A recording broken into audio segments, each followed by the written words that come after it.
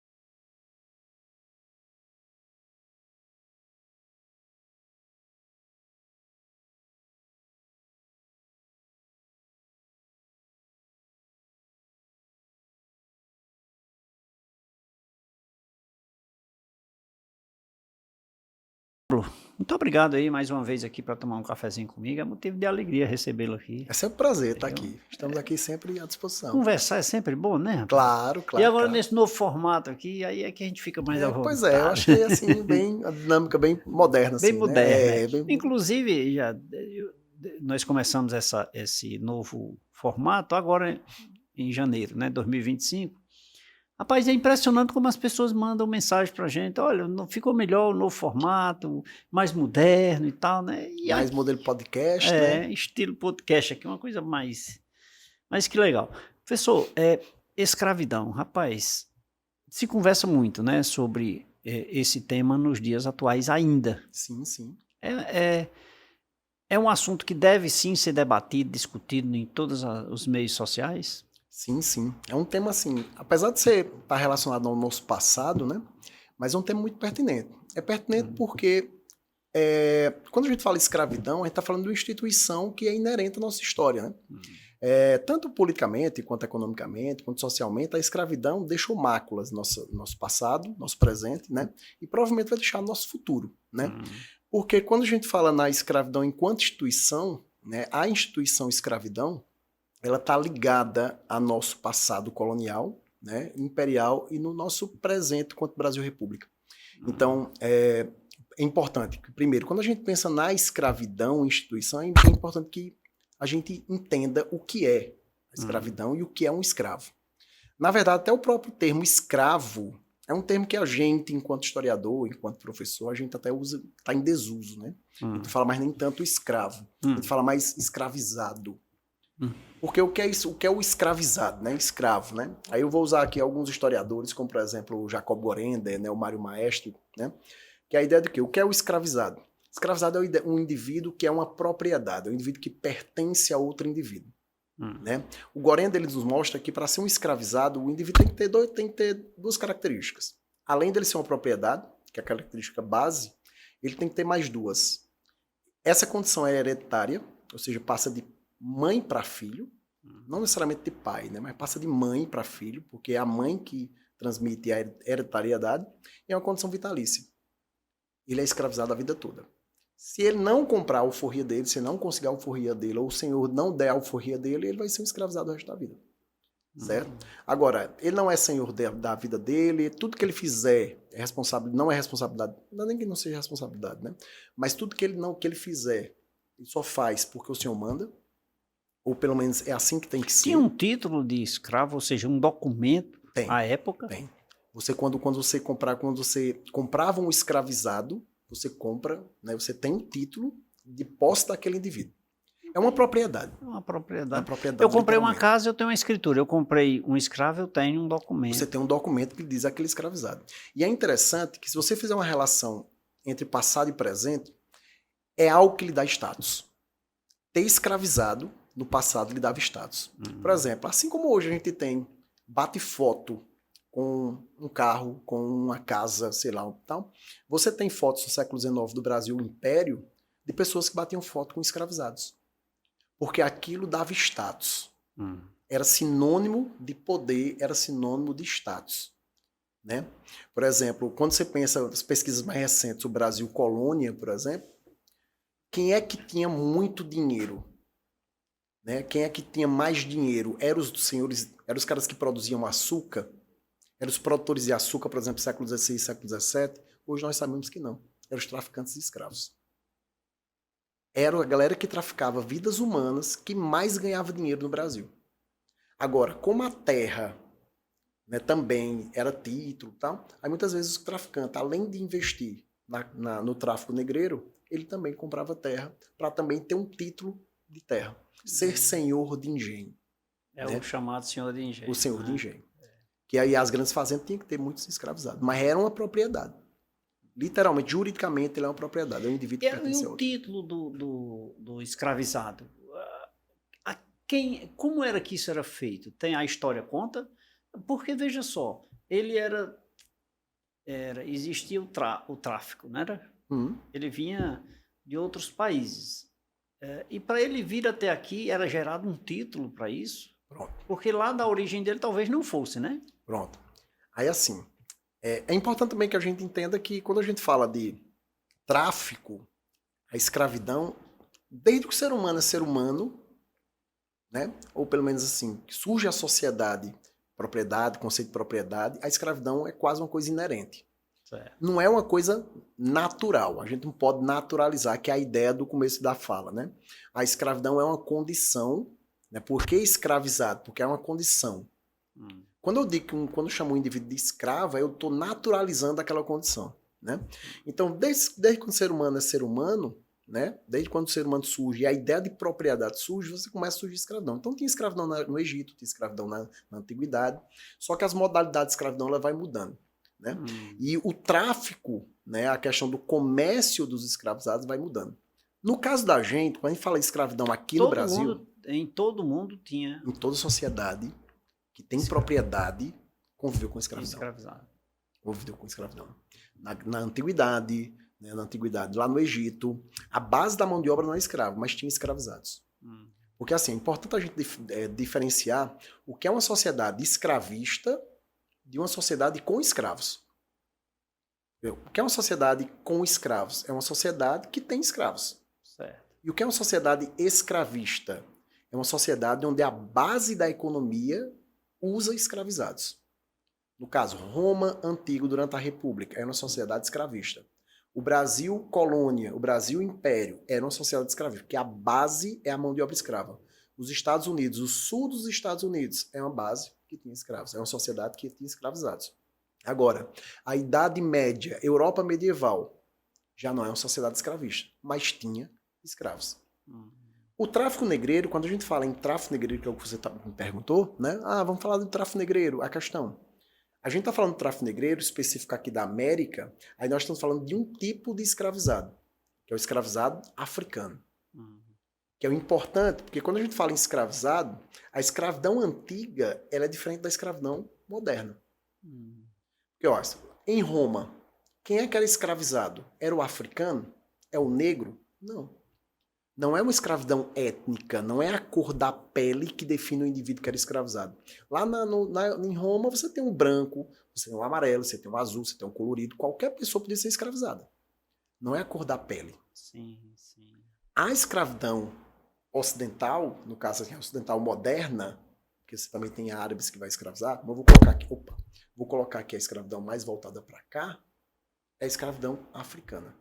Certo. É porque os escravos eram africanos, né? Pronto, nesse caso é africano. Agora a questão a pessoa pode perguntar, mas por que os africanos? Por que em determinado momento da história da humanidade você tem uma escravidão que era voltada para os brancos, negros, você não tinha essa distinção étnica, cor de pele, e por que em determinado momento o africano, o negro foi escravizado? É uma pergunta interessante. Concorda? Sim, sim. É porque a imagem que nós temos é essa, né? Mas nós temos porque a escravidão que predominou pra gente foi a escravidão africana. Foi a africana. Agora você falando aí e eu me reportando aqui na minha mente no quesito Roma, né? De fato, tinha aquelas pessoas, mas nós não tínhamos na nossa história, no nosso dia a dia, digamos assim, como escravos. Porém eram, né? Você tinha escravizados só que eram brancos, É, mas eram escravizados. sim, sim. E aí qual é a diferença? A questão, né? A escravidão que a gente chama de escravidão antiga. A primeira diferença, é que não é étnica. Lá a cor da pele não conta. Como eu disse, né? Você tinha escravo que era branco, você tinha escravo que era negro, você tinha escravo de várias etnias. Certo. Segunda diferença é que a escravidão antiga, o escravizado, ele está em todos os aspectos da vida econômica. Então você tem escravizado que trabalhava no campo, mas os escravizados também estavam entranhados na vida urbana. Então você tem escravizado que, por exemplo, ocupava desde funções degradantes, então escravizado que trabalhava desde de atividades domésticas mínimas, a escravizados, cara, que era braço direito, por exemplo, de Júlio César, general romano, do triunvirato, que chegou a assumir o comando de Roma. Você tem escravizado que era contador, você tem escravizado que era professor, você tem escravizado que era arquiteto, pessoas que eram de alto gabarito intelectual que eram escravizados. Na escravidão moderna, a gente já não tem tanto essas posições, muitas vezes, essa de poder. Escravidão, esses escravizados se dava em detrimento do poder aquisitivo pequeno? Não, eu não entendi a tua pergunta. Por exemplo, por que essas pessoas se tinham conhecimentos como, por exemplo, esses mais entendi. elitizados? Sim. É porque a capacidade financeira na época era pequena, seria mais ou menos. Por que eles eram escravizados? Perfeito, agora entendi. Por que eles escravizados? Porque era uma escravidão um pouco diferente da nossa. Quando eu falo nossa, é escravidão moderna.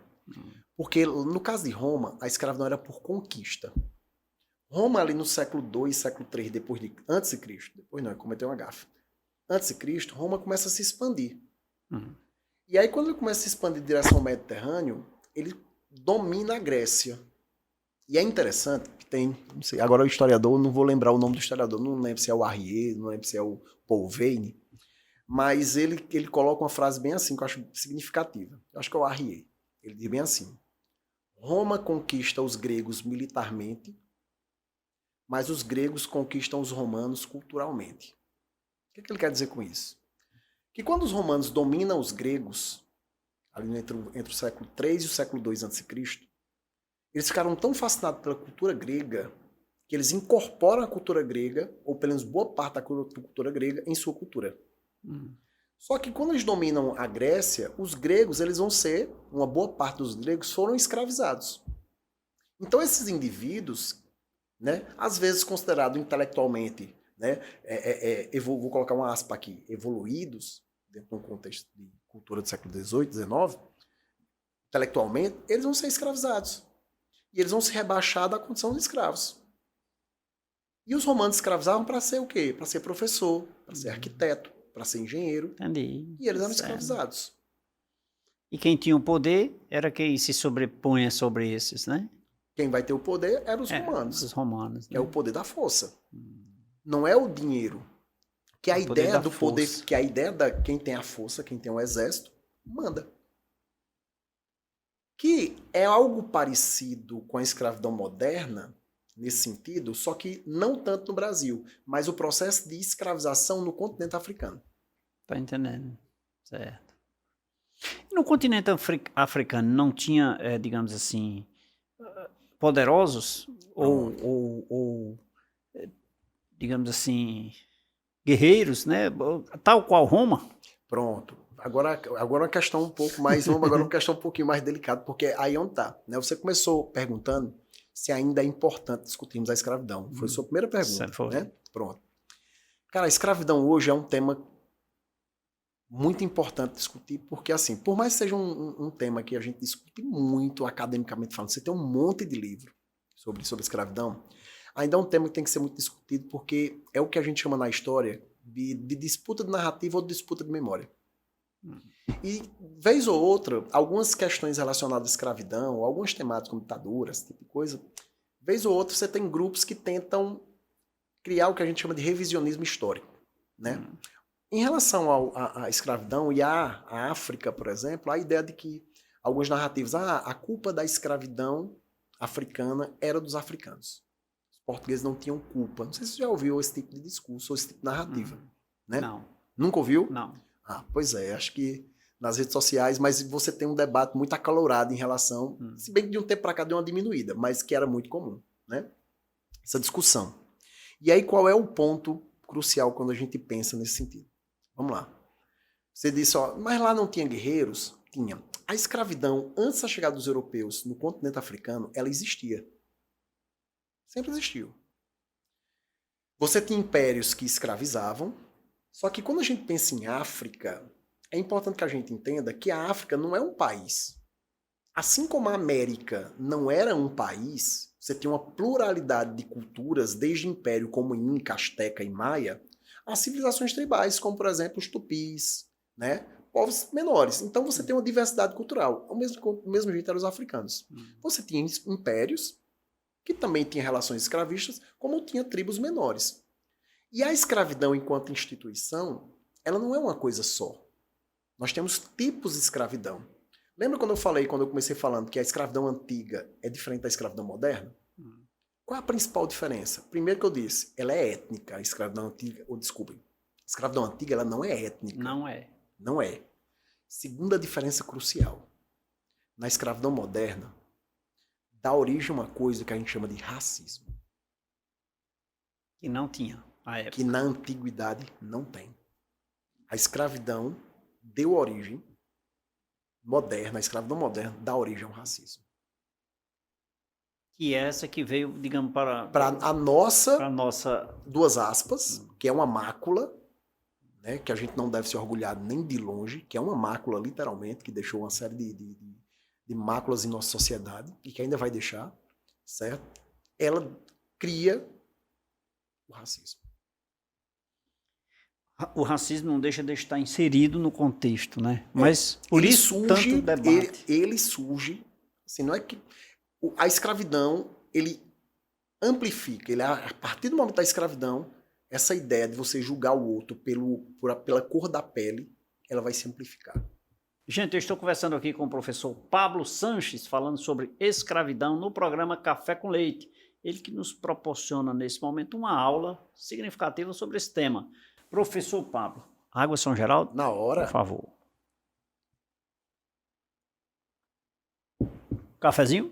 Professor Também. gosta de café? Gosto sim. Rapaz, e do preço que tá café agora, meu Maria. amigo, tá, isso aqui é ouro. Claro. Gente, vamos a um rápido intervalo. Quer conhecer um pouco mais sobre este tema escravidão? Fique ligado, nosso intervalo é rápido, voltaremos em instantes.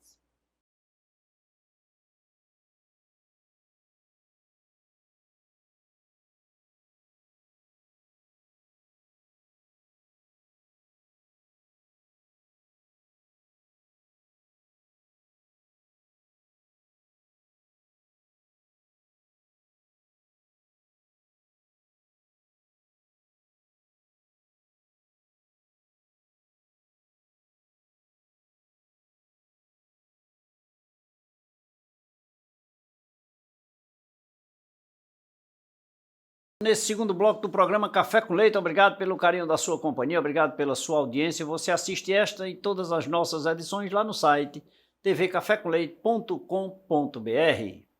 Meu convidado de hoje é o professor Pablo Sanches, ele que conversa com a gente, nos proporciona uma aula sobre escravidão. Professor Pablo, falávamos no bloco anterior, quando você falou da invasão, né, da Roma à Grécia, não é isso? Sim. Mas uma curiosidade, a África, por exemplo, por que que nós temos ainda uma imagem da escravidão sobre pessoas de pele, pessoas negras, né? Essa é a nossa visão. Nós estudamos lá no primário assim, né? Sim. Então, quem dominou a África foram os países europeus. Quem foi que dominou? Quem tentou escravizar ou escravizou de fato os africanos? Pronto, né? Essa questão, pergunta pertinente, né? Essa questão que você colocou é importante porque, primeiro, existia escravidão na África, sim. Antes da chegada dos europeus existia. Lá também existia. Já existia, né? Agora, em uma boa parte do continente africano, essa escravidão a gente vai chamar de escravidão patriarcal, que é uma escravidão que está inserida nas aldeias e tribos menores, inserida dentro das aldeias, né? Que é uma escravidão onde a lógica de exploração é uma lógica de exploração que ela não segue uma lógica comercial. Então, eu não uso o escravizado para ganhar dinheiro, para explorar dentro de uma lógica para ganhar dinheiro. Na maior parte, obviamente, das tribos. Agora, é óbvio, você tinha impérios que já exploravam mão de obra escrava para vender, tráfico. Então quer dizer que a culpa da escravidão moderna é culpa dos africanos? Foram os africanos que provocaram essa escravidão moderna? Não. Né? Quer dizer que os portugueses não escravizaram ninguém, eles estavam tranquilos e os africanos é que ofereciam os próprios africanos como moeda de troca? Vamos lá, vamos entender essa questão do tráfico negreiro. Esse tráfico negreiro ele começa mais ou menos ali por volta do século XV. E os portugueses, sim, eles organizaram expedições para entrar no continente africano, ou pelo menos próximo ao litoral, para poder capturar escravizados para vender. Só que com o passar do tempo, os portugueses começam a perceber que capturar africanos era muito arriscado. Arriscado por quê? Porque, olha, obviamente, quando os caras entravam no território, quando os portugueses entravam no território, com o passar do tempo, os africanos ali do litoral começavam a reagir. Então passa a ser mais arriscado. O que foi que os portugueses começaram a perceber? Que era muito mais vantajoso tentar negociar. Como é que se dá esse comércio? Inicialmente, como você tinha tribos que entravam em conflito uma com a outra, nesse conflito que havia entre as tribos, o que é que eles faziam? Eu sou uma tribo, entro em conflito com outra tribo, capturo o meu inimigo. Certo. Eu sou um português, chego no Soba, que é o chefe tribal, e diz, cara, tu não tem uns inimigos que queiram trocar comigo ou por cachaça, ou por fumo, ou por alguma coisa? Se eu sou um Soba, se eu sou um chefe tribal, eu posso matar 2 coelhos com a cajada só. Eu troco meu inimigo, me livro do meu inimigo, ao mesmo tempo que eu lucro com aquilo que eu quero. Tá certo. E aí começa o quê? Os portugueses começam a perceber que para eles era mais vantajoso botar os outros para brigar. E aí o que é que vai acontecer? Qual foi a grande questão? É que o tráfico negreiro e a presença europeia, ela altera a lógica da escravidão no continente africano. Altera por quê? Porque com o passar do tempo, as guerras no continente africano passam a ter um objetivo: capturar seres humanos. Então ela altera. E por que é que cada vez mais aumenta esse tráfico, a necessidade de escravizados? Porque na América inicia o processo de colonização da América. E com o processo de colonização da América, você tem o quê? Uma indústria açucareira. Certo. Eu vou usar o termo indústria, apesar que indústria só surge no século XVIII, mas uma produção açucareira. Seja no Brasil, seja na América Central. E essa indústria açucareira precisava de quê? De mão de obra. E aí eu vou usar a expressão de um historiador chamado Ciro Flammarion Cardoso. Por que a mão de obra escrava? Por que não a mão de obra, por exemplo, livre?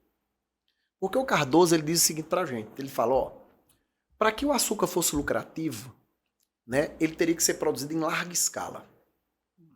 E para produzir o açúcar em larga escala, só havia dois caminhos. Primeiro, eu tinha que ter tecnologia suficiente para produzir em larga escala. No século XVI, por mais que eu tivesse uma tecnologia do engenho, não era o suficiente para aumentar a produção em larga escala, porque você não tinha recurso tecnológico suficiente para expandir como tem hoje a industrialização. Então, se eu tenho uma indústria, se eu não tenho tecnologia, eu tenho uma tecnologia deficitária, eu tenho que compensar o déficit tecnológico em quê? Mão de obra. Eu tenho que colocar o cara para trabalhar feito um condenado. O trabalhador livre vai querer... Mão de obra barata. Barata. O trabalhador livre vai querer trabalhar feito um condenado 20 horas por dia para receber um valor irrisório? Não. Quem é que vai trabalhar? O escravizado. Então, o que acontece? Na América está precisando de quê? Muita mão de obra. Por que muita mão de obra? Porque a gente está numa fase de um capitalismo comercial em que o açúcar é um produto que aumenta o consumo na Europa, porque o açúcar era muito caro. Cara, a gente compra 1 quilo de açúcar. Quanto é que tá 1 quilo de açúcar hoje? Sei lá, R$7, R$8? É. Pronto. Sabe quanto é que custava 1 quilo de açúcar no século XVI? Chute. Que é equivalente a 20, 30 reais? Ou era mais barato? R$1.600. 1 quilo? 5 quilos de açúcar. R$ 1.600. Em média. Cara, o açúcar era tão caro. Era ouro. Literalmente, ouro branco. Por isso que era chamado de ouro branco. Era tão caro que ele era dado de presente em casamento de rei e rainha. Já imaginou? Um rei e uma rainha vai casar. O cara vai dar de presente 1 quilo de açúcar. Olha aqui 1 quilo de açúcar. Aí o cara chega pra namorada da pessoa, dá 1 quilo. Amor, eu vou adoçar a tua vida. Toma aqui 1 quilo de açúcar, né? Ela vai dizer, vai, né? Pois é. Então, assim, você tem um produto que é muito caro, que tem uma demanda gigantesca na Europa, então você precisa de quê? Atender essa demanda. Sim. Para atender a demanda, eu preciso aumentar a produção. Para aumentar a produção, eu preciso de quê? Trabalhador. Mão de obra. Onde é que está essa mão de obra? Na África. Então os portugueses começam, não só os portugueses, os europeus, vou colocar agora os europeus de maneira geral, começam a pressionar. E aí o que acontece? A lógica na África, a escravidão na África, essa lógica que antes havia guerras intertribais para capturar, intensifica. Porque você tem uma pressão, surge um mercado, e é óbvio, os escravizados, ou os africanos, escravizavam. Por quê? Porque eles enxergam também uma atividade lucrativa. Só que tem um problema. Os africanos não sabiam o que é que os portugueses faziam com eles. Sabe o que é que eles achavam que o europeu fazia com os africanos que eram capturados? Na cabeça dos europeus, na cabeça dos africanos, eles achavam que os europeus devoravam eles. Olha que absurdo. Que era muito mais grave. Sei lá o que era tão grave, né? Mas para pra pensar. Canibalismo. Mas sabe por quê? Tens ideias por que eles achavam que eles iam ser devorados? Porque, cara, o cara passava, um europeu no navio negreiro, os caras passavam 3 meses no navio sem tomar banho.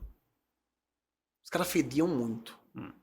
Quando eles chegavam na África, eles eram tão podres, eles fediam tanto, que quando eles entravam em contato com o africano, o fedor era tanto que eles imaginavam que aqueles seres humanos que estavam entrando no navio era para ser devorado. E o cheiro era a podridão da carne que eles devoravam.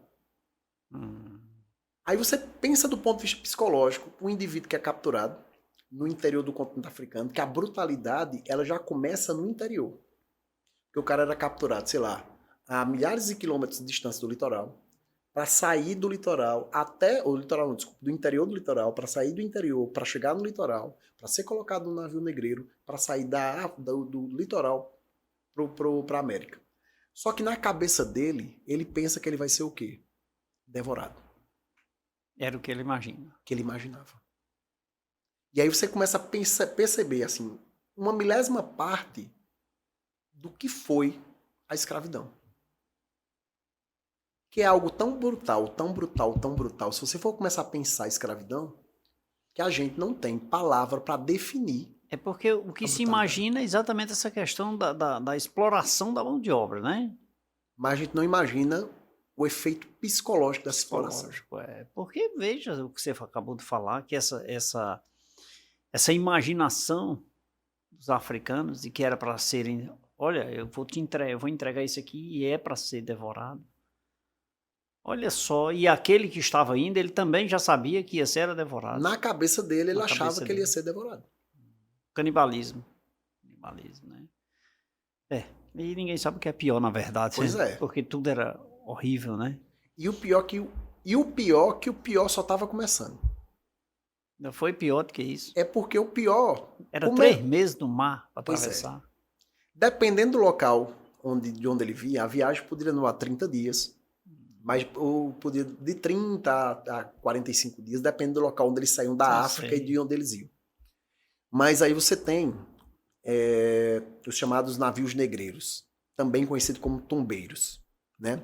Eu vou fazer só um parênteses, que assim, eu estou colocando a escravidão ocidental, né? Mas para o nosso telespectador, é importante que a gente entenda que, assim, eu estou falando da escravidão ocidental, que é a escravidão que veio até a gente. Mas os árabes, por exemplo, também escravizaram muita gente, também praticaram escravidão.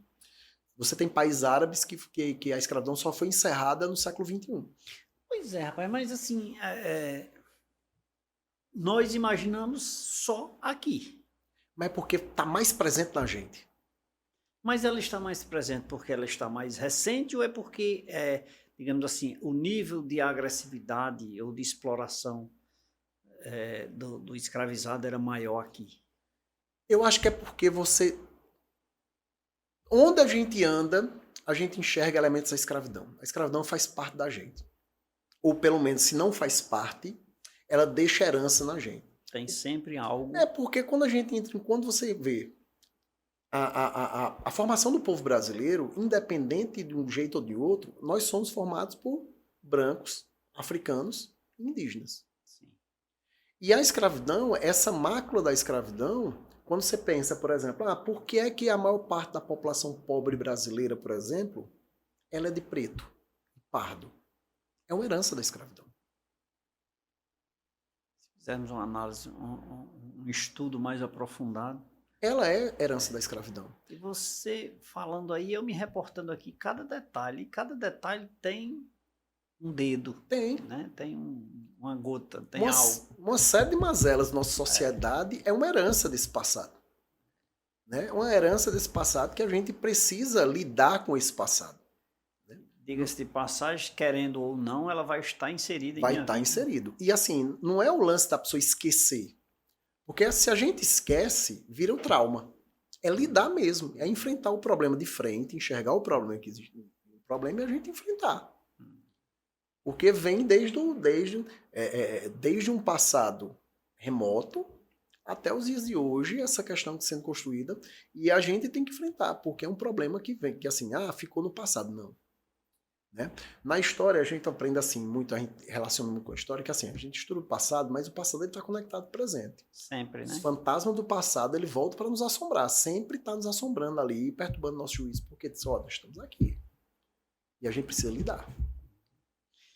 Estou tendo uma aula aqui sobre escravidão com o professor Pablo Sanches no programa Café com Leite. Professor Pablo, mais uma água, São Geraldo, né? Na hora, sim. Mais um cafezinho? Sim, por sim. favor. Quer conhecer um pouco mais sobre a escravidão? Nosso convidado, professor Pablo, vai continuar aqui. Fique ligado. Nosso intervalo é rápido, voltaremos em instantes.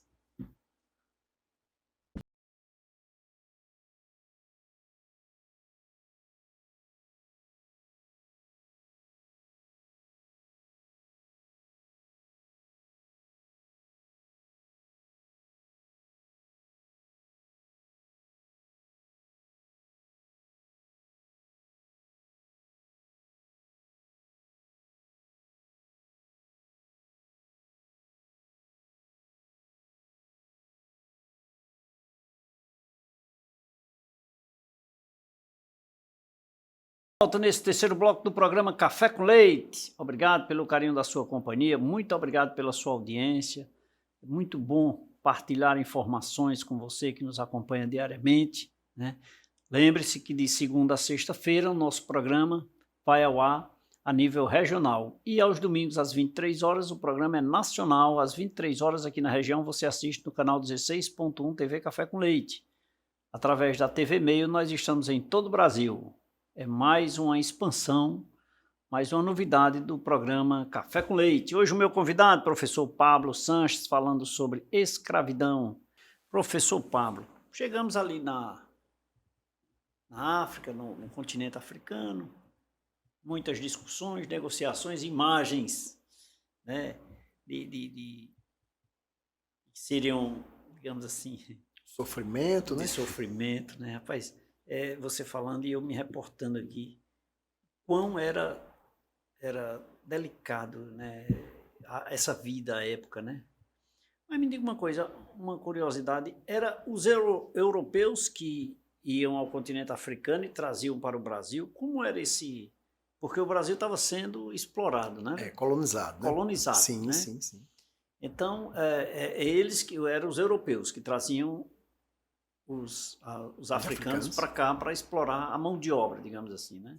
Pronto, assim, século XVI, no primeiro momento, são os portugueses que vão trazer os africanos para cá, né? O tráfico negreiro, né? E nesses navios que a gente vai chamar de tumbeiros, né? Os tumbeiros. Que a gente tá no bloco anterior, a gente até falou que uma viagem, dependendo do local onde ele vem... Sim, até, né? 30 dias. 30, 45 meses, dias, sim. Né? 3 meses e tal. Às vezes tem viagem até 90 dias, né? 3 meses, um pouco mais. E, cara, um ponto importante é que, assim, depois os brasileiros passam a também participar desse tráfico negreiro. Século XVI, ainda no século XVI, final do século XVI, século XVII, você já tem a presença de brasileiros que participam Já? e começam a ganhar muito dinheiro nesse tráfico negreiro também. Agora é importante também frisar que esse tráfico negreiro, a saída de africanos da África para o Brasil, a gente chama também muitas vezes de diáspora africana, é acho que o maior êxodo humano forçado da história da humanidade. Calcula-se que da África para o Brasil Brasil não, para a América, na verdade, vieram cerca de 12 milhões de pessoas. 12 milhões de pessoas. Da África para a América. 12 milhões e meio de pessoas foram forçadas a saírem da África para cá. Calcula-se também que dessas 12 milhões de pessoas morreram na travessia perto de 2 milhões de pessoas. Morriam na travessia. E é interessante no livro do Laurentino Gomes, A Escravidão, ele conta que morria tanta gente, que em média, em 350 anos que durou o tráfico negreiro, 350 anos, 14 pessoas eram jogadas no mar por dia.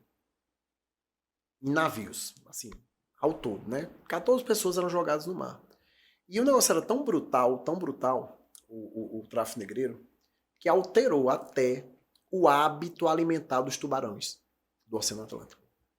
Eles, quando começavam a ver os navios negreiros, eles deixavam de caçar para começar a seguir o navio negreiro, porque eles sabiam que ali tinha alimento, que cedo ou tarde ia cair alguém dali para ser comido.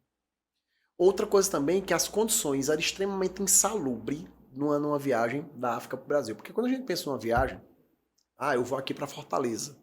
Você vai num ônibus, às vezes, desconfortável, você acha ruim uma viagem de 8 horas, uma viagem de 12 horas, geralmente num ônibus que não é bem confortável. Você acha ruim. No navio negreiro, você vai num porão, uma condição insalubre que não tem banheiro, não tem condição sanitária, você não tem, muitas vezes, ar. Não é ar-condicionado. É ar respirável mesmo. E aí você fica numa condição degradante, extremamente degradante, né? E diz que, segundo alguns também relatos de pessoas que viram na época, assim, próximo, diz que um navio negreiro era tão mal cheiroso, que diz que navios conseguiam perceber um navio negreiro a quilômetros de distância. As correntes marítimas. Eles, pelo cheiro, eles conseguiam sentir que estava chegando um navio negreiro. Aí, quando eles chegavam na América, o indivíduo, eles chegavam aqui na América, né? Uma parte desses navios, dessas pessoas que eram transportadas para a América, cerca de perto de 5 milhões vieram para o Brasil, a maior parte vieram para o Brasil, e eles vinham para os chamados, são 3 cidades que mais receberam escravizados no Brasil: Rio de Janeiro, Salvador e Recife. As 3 cidades que mais receberam. Aí você tinha os mercados de escravizados, onde ou você comprava o escravizado no próprio navio, ou você comprava literalmente no mercado. O mercado Valonga é um dos maiores aqui. E para você ver como a ideia do jeitinho, né? O jeitinho brasileiro, português e tal. Porque quando você vai comprar o escravizado, era como se você estivesse comprando um animal. Sim. Então você apalpa o indivíduo. E quando ele vem, obviamente, enfraquecido, ele vem com problema. Então, o que é que eles faziam? Eles pegavam, por exemplo, para mostrar que o escravo era saudável, o escravizado era saudável, eles pegavam um óleo de dendê, passavam na pele, para mostrar que a pele era brilhosa, rapava o cabelo, fazia a barba, às vezes escovava os dentes para dar um ar mais brilhoso. Quando ele estava chegando perto, melhorava a alimentação dele para engordar, o processo de engorda. E quando ele ia para o mercado, aí você tinha, né? Imagina que são seres humanos e eles eram vendidos nus. Você imagina você tá numa terra que você não conhece, com um monte de pessoas que você nunca nem viu na vida, e aí você era apalpado de todas as formas. Olhavam os dentes, olhava a língua, né? No meio Como do... se fosse um animal. Um animal, literalmente um animal. Literalmente um animal. E você valia de acordo com idade, peso, né, seu biotipo, você era avaliado dessa forma. Que de fato era para trabalhar, né? Para trabalhar. E também o lance de que aqueles que tinham alguma habilidade, ferreiro, sapateiro, alguma habilidade, eles valiam mais. É interessante também que havia uma certa distinção em relação aos tipos de escravizados. Né? Então, por exemplo, os que falavam português, e aí é interessante como a escravidão ela está inserida também na língua.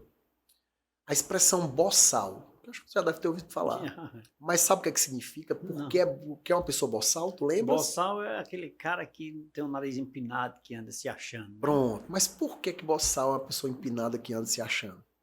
Tens ideia? Não. Vem da escravidão. É mesmo. Boçal é o escravizado que não sabe falar português. Como ele não sabe falar português, ele não fala com ninguém. É o cara boçal. Aí o quê? É o negro boçal. Não fala português, não fala com ninguém. Logo, uma pessoa que não fala com ninguém é uma pessoa boçal. Depois de tanto tempo, né? Pois é. Depois de tanto tempo. Diga uma coisa, e com isso o Brasil foi se desenvolvendo, foi crescendo, a população aumentando, tanto a população já, eu imagino, brasileira, né? E também com a chegada de mais e mais escravos, e os índios também ali naquele processo de socialização também, né? Sim. E o Brasil crescendo, mas ainda com a exploração do escravizado.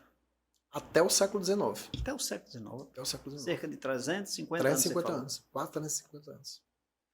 Daí surgiram novas gestões e novos pensadores que levaram a... Isso foi reduzindo, digamos assim, esse processo de escravizados? Sim. Rapaz, ou foi uma ação de impacto?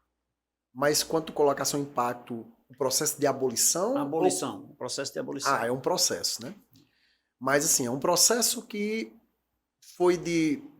O impacto, quando a gente vai falar da abolição da escravidão, o impacto que acontece mesmo é a partir de 1850, quando começa o que a gente vai chamar de campanha abolicionista. Por que 1850? Porque 1850 é quando você tem a Lei Eusébio de Queiroz que acaba com o tráfico negreiro. Na verdade, a primeira lei que acaba com o tráfico negreiro no Brasil, ela data de 1831. 1831. Que é a Lei Feijó, que é a lei para inglês ver. Ela tem esse apelido de lei para inglês ver porque criou-se essa lei para dar uma satisfação à Inglaterra, porque a Inglaterra começa a pressionar o Brasil para acabar com o tráfico negreiro. Porque é um acordo que o Brasil faz com a Inglaterra para que a Inglaterra reconhecesse nossa independência lá no século XIX, né, depois, logo após a independência. E o Brasil sempre protelando, porque acabar com o tráfico negreiro era um primeiro passo para acabar com a escravidão. Que é o que a gente vai chamar de reprodução. E os proprietários eram os dominadores do país, né? Pronto, você tem esse lance, porque qual é o grande produto agora? Não é mais o açúcar, é o café. E o café ele também é explorado dentro da lógica o quê? Escravista. Tanto é que nas pesquisas historiográficas, o século XIX vai chegar tanto escravo no Brasil que a galera fala que houve no Brasil no século XIX uma segunda escravidão. É um segundo processo. Agora, século XIX. Pois é, século XIX agora. Tem, historicamente falando, é recente. Uma segunda escravidão. E aí o que é que o Brasil faz? A Inglaterra pressiona o Brasil, 1831 cria uma lei chamada Lei Feijó, que é a lei para inglês ver, mas por que é a lei para inglês ver? Porque nós criamos a lei só para mostrar para a Inglaterra que tinha uma lei acabando com o tráfico negreiro. Mas em si a lei não era aplicada. E aí você tem um autor, que é o Sidney Chalhoub, que ele escreve um livro, A Força da Escravidão. Cara, a escravidão era tão presente, que nem a autoridade respeitava. Era um negócio lucrativo. Era um negócio, né? Literalmente é um negócio extremamente lucrativo. Que de fato a gente reclama, mas à época eu sempre me reporto em qualquer tema. Por exemplo, como meu pai me criou, de uma certa forma, em alguns momentos agressivo, me batia e etc, etc. Como eu crio meus filhos, como os meus filhos hão de criar os seus filhos de forma bem diferente. Então, em algum momento, hoje nós enxergamos como um absurdo, Porém, à época, será que era absurdo, né? Isso são momentos de análise, de reflexão, né? Mas vamos lá. Mas no século XIX... Já não era tanto, né? No século XIX já existia um pensamento iluminista. Que é a ideia de que o ser humano tem direito... Século XIX não, antes, século XVIII. Vamos voltar um pouquinho. Que todo ser humano nasce com 3 direitos inalienáveis. O John Locke, Direito à vida, liberdade e propriedade. Né? Então já tem essa ideia, essa concepção da humanidade. A Constituição da... Aí, pois é, você já tem esses princípios. Mas mesmo que você não tivesse essa percepção iluminista, vamos pensar um princípio anterior? O cristianismo. O cristianismo propriamente dito, a religião. E olha que interessante. O princípio do cristianismo, a ideia de não faz com o outro, não quer que seja feito com você, a ideia do ensinamento do próprio Cristo. Mas olha que interessante, a Igreja Católica só vai se posicionar contra a escravidão no século XIX. Perto da abolição da escravidão. Se posicionar, quando eu falo se posicionar, é se posicionar de forma enfática. Eu sei. Não é que não houvesse dentro da Igreja Católica pessoas que fossem contra a escravidão. Você tem várias pessoas que eram contra. Mas institucionalmente... Não agia. Você Sou não contra, tem, mas não tem autonomia você nem não tem, poder. você não tinha, por exemplo, a instituição, ela sempre ficou naquele meio termo. Que é a ideia assim, você pode dizer, não, é a mentalidade de uma época, será... Mas aí vamos lá. Mas esse argumento e o cristianismo? Porque você tem toda uma moralidade cristã. Sim. E muitas vezes a religião foi utilizada como uma forma para justificar a escravidão. Porque aí vem aquele lance da... por que vem a escravidão? Porque vem aquele lance da mácula, a maldição de Cã. Né? Que quando Noé... Porque muitas vezes a Igreja Católica até justificou. Por que a escravidão africana? Porque os africanos são amaldiçoados. Por quê? Quando termina o dilúvio, né, que Noé, né, bebe vinho, que ele tá bêbado, aí Cã vê, né, aí ele vê o pai bêbado, nu, aí Cã, né, Noé amaldiçoa Canaã, não, você vai ser amaldiçoado, aí teria, e os africanos seriam descendentes de Canaã, logo seriam escravizados. E aí se pautou muito nessa ideia de que os africanos seriam descendentes de Canaã, logo eles seriam amaldiçoados. O tema é de extrema relevância, diria eu aqui que poderíamos nos estendermos até 4, 5, 10 programas sobre esse tema, mas nosso tempo é contado e eu preciso fazer um intervalo. Né? Tomar um cafezinho nesse intervalo com o meu convidado, o professor Pablo. Professor, como eu disse, eu acho que se nós enveredarmos para a linha da escravidão, como fizemos a nível, digamos assim, mundial e nos estendermos aqui a nível América do Sul, das Américas aqui, né? E depois nos restringimos ao Brasil, depois talvez ao Nordeste, talvez ao Ceará, ao Cariri. Daria ali vários programas, sim, né? Sim. Mas a produção fica me dizendo que o tempo está passando. Eu preciso fazer um intervalo. Vamos tomar um cafezinho? Vamos intervalo sim, a gente volta já. Fique ligado. Nosso intervalo é rápido. Voltaremos em instantes.